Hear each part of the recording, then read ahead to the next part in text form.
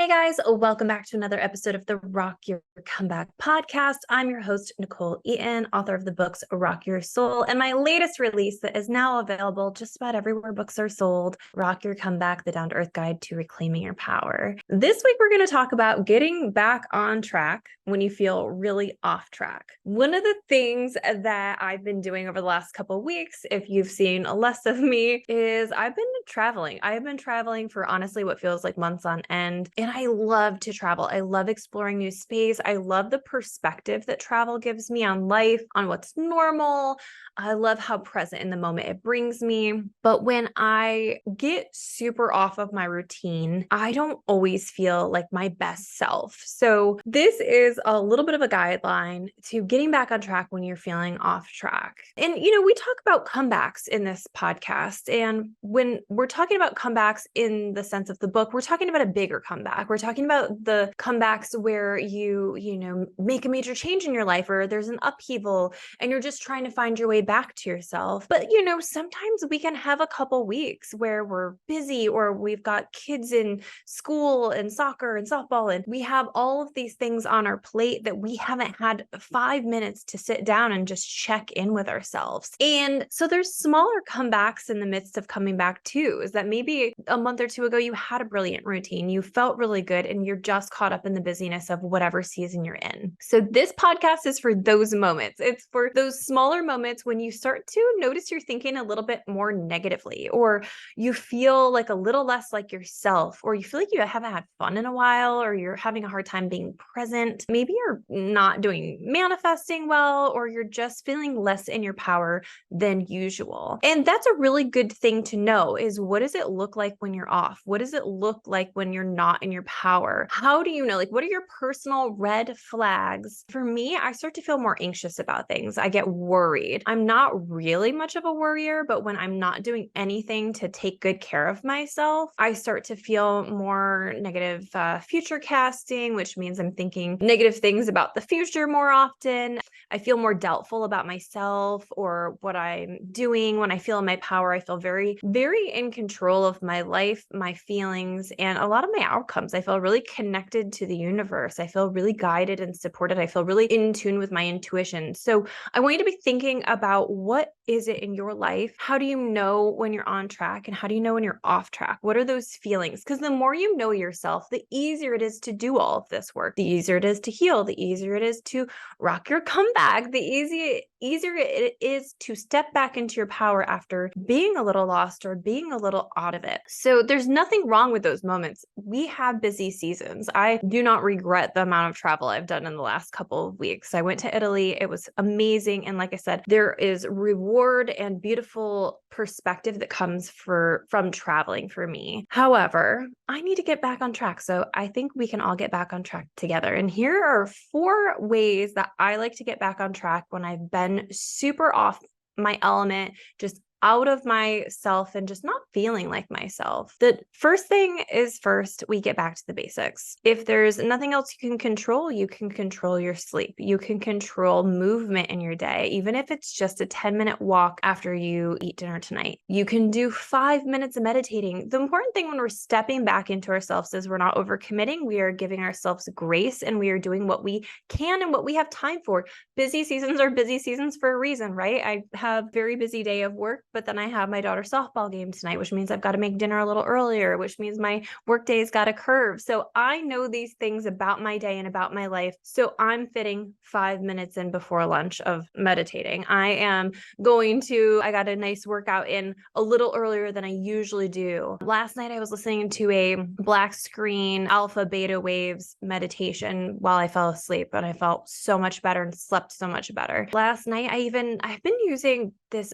Jamaican black castor oil, and you put like 1 or 2, well, I think it's 2 or 3 drops in your belly button at night. It helps with digestion, bloating, but also sleep. It helps sleep. So something to play around with and try. If that calls to you, please do your research. Don't ever do anything without making sure it's the right fit for you. So getting back to the basics means prioritizing, and that might mean in a busy season, waking up a little bit earlier, but that also might mean that sleep comes first and you might need to sleep in a little. You get to do whatever your body needs to be done for you to feel back in your power. So getting back to the basics means honoring yourself and honoring your body, even if it's just for 5 minutes, and you have 5 minutes, which means you have to prioritize yourself. Number 2, when I start to notice, man, Nicole, you're thinking really negatively, you're really anxious, I have to take intentional time to get back in touch with what I want. What do I want the outcome to be? What am I not wanting to happen? And how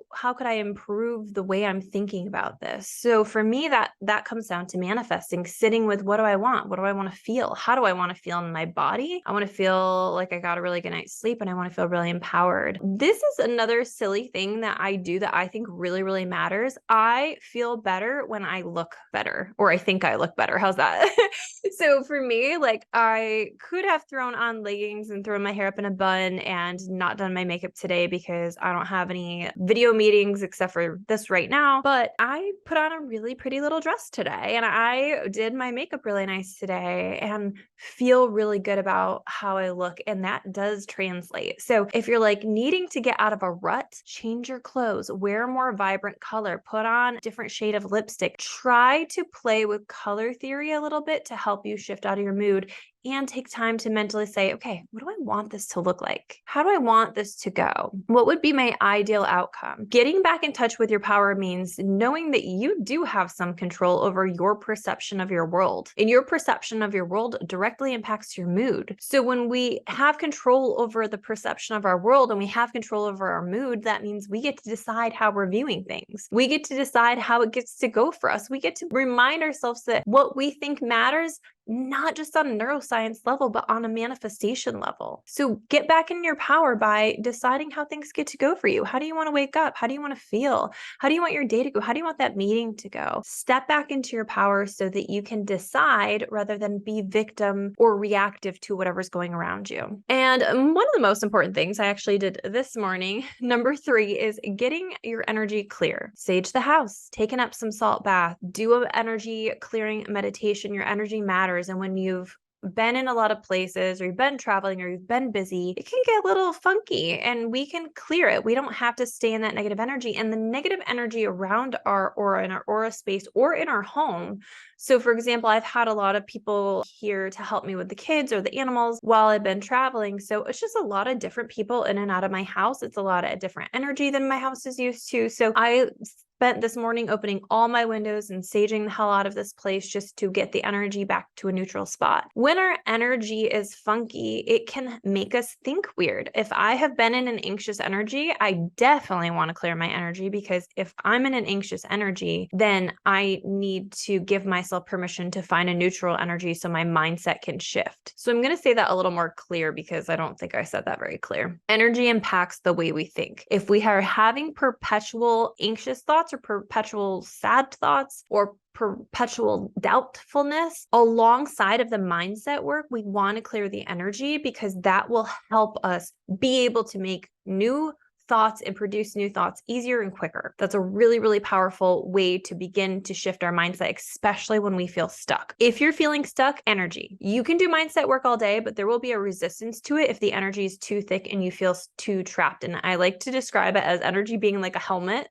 And when we're in that same thing, it's like we can't take the helmet off until we get the energy clear, and then we can take the helmet off, and it just allows us to open and expand our mind. And it also helps to not perpetuate any negative energy in our minds and our hearts and our space. So clear the fucking energy. Get rid of the old stuff. Give yourself a chance to start new, and remind yourself that any day is a chance to start over. If you've been just feeling out of sorts, like, it doesn't have to be a Monday. It could be a Tuesday at 2. Like, it doesn't have to be any kind of day of the week for you to say, okay, I'm going to step back into my power. I'm going to take really good care of myself today. I'm going to prioritize all of these things that help me get back on track so I can be a better version of myself, and maybe show up for my kids in a different way, show up for my partner in a different way, that I can feel more like me. What are those things? And lastly, and maybe most importantly, when I get really outside of myself, I forget to lean back into the universe, or I mentally try to control things. That's usually future casting. So when I say future casting, it's just a negative prediction of the future. That's all that is, kind of like catastrophizing. So when I find myself worried about things or the future, I'm really only relying on me, and I'm forgetting my power as a co-creator and power of my mind, but I'm also forgetting that I'm deeply and divinely supported. And so you and your relationship with the universe is personal, and it has nothing to do with what I think it should be or what anybody else thinks it should be. It's what makes you hear the universe and feel connected and feel supported the easiest. For some people, that's meditating. So you might find a nice energy clearing or talk to God meditation. There's a really nice binaural beat that's literally talk to God meditation music, and it helps your brain waves kind of open to the frequency of the universe. I like that too. But it might just be sitting down and just tuning in, putting your hand over your heart and tuning back into how you listen to God or the universe. It might be reading a text like the Bible or the Course in Miracles or another book that makes you feel like anything's possible, anything like that. Any manifestation books are really good like that too. Rock Your Comeback's good like that too, especially the last two parts. That's really good space for that too. And then, or getting out in nature. Some people just find the universe in nature and feel closest to God in nature. So whatever leaning into the universe looks like to you, prioritize it, because it's not all up to you. It doesn't have to be all up to you. It gets to be good. It gets to keep getting better. You get to be supported. You don't have to do this alone. There is energy. Energy exists, and you are powerful at the core of it. So is your mind. So is prioritizing yourself. And when we're prioritizing ourselves, we're prioritizing our vibration. We're prioritizing our mood. And when we prioritize our mood, we're putting ourselves into an elevated space to receive, to feel good, to be in the right place at the right time, to be in our own alignment. It all matters and it all adds up. And so if you are off track, or you've been in a busy season, you're getting back to school, you're in softball, basketball, baseball season, whatever, this is your time to say, okay, I'm going to prioritize myself today. I'm going to get back on track. Here are at least one of the things I'm doing for myself today. So making a promise to yourself today that you are going to step back into your power by doing one small thing. These are my suggestions that if you did these, it will help you out. It will help you out. Any of these in any order, getting back to the basics, getting back in touch with what you want, clearing your energy, and leaning back into the universe. Any of those will help you step back into your power, but making a promise that today you get to choose to step back into your power. Today you get to stand back into who you ultimately are and want to be. And it gets to be good, and it gets to be easy, and it gets to be fun, and you're worth the time. You're worth your own time. And that's really important to remind yourself and to know. So from my busy season to yours, I am inviting you to get back into your power. I'm inviting you to step back into, make your mini comeback, as we'll say, and prioritize yourself. If you have purchased my book, I have a special invitation for you. So I am doing a big launch party for my book on October 3rd at 7 p.m. It is a virtual party for everybody who missed the in-person party. And I'm super excited. If you have purchased the book, that is the only entry ticket you need if you purchase the book. If you have purchased the book on a website that is not mine, like Amazon, Barnes & Noble, Target, Walmart, if you could leave a review and then screenshot that to me, I will send you an invitation link so you can come as well. We're going to be hanging out. We're going to be reading excerpts together, and it's going to be an absolute fun little party. So I'm so excited for that. So make sure you keep an eye out for the email or for the link for the invitation. We'll hang together and we're going to celebrate this fun little chapter in my life and what this book really gives you. I'm so deeply proud of this book. I really feel like it can make a massive impact. And I know that if you read it from start to finish and you do the work, that you'll feel that too. So thank you all for your support, for your love. It means the world to me. I feel so honored to be able to walk in your journey with you, and so honored that you even take time out of your day to listen to this podcast. So thank you a million. I am sending you love. Let me know what you think of this. And don't forget to join the Comeback Club. We're going to have a live Q&A this week. So if you jump onto the Comeback Club even today, you make it in time for this week's live Q&A. So the live Q&A in the Comeback Club is like group therapy. We get to hang out, we get to talk about what's going on in your life, and I get to answer any questions. So intuitive therapists answer any questions that you have about your life, and that is one of my favorite things to do with the group. It's so fun to get everybody together. So I am so grateful for you all, and I'm sending you love. I am sending you light, and yeah, I look forward to celebrating with you soon. Bye.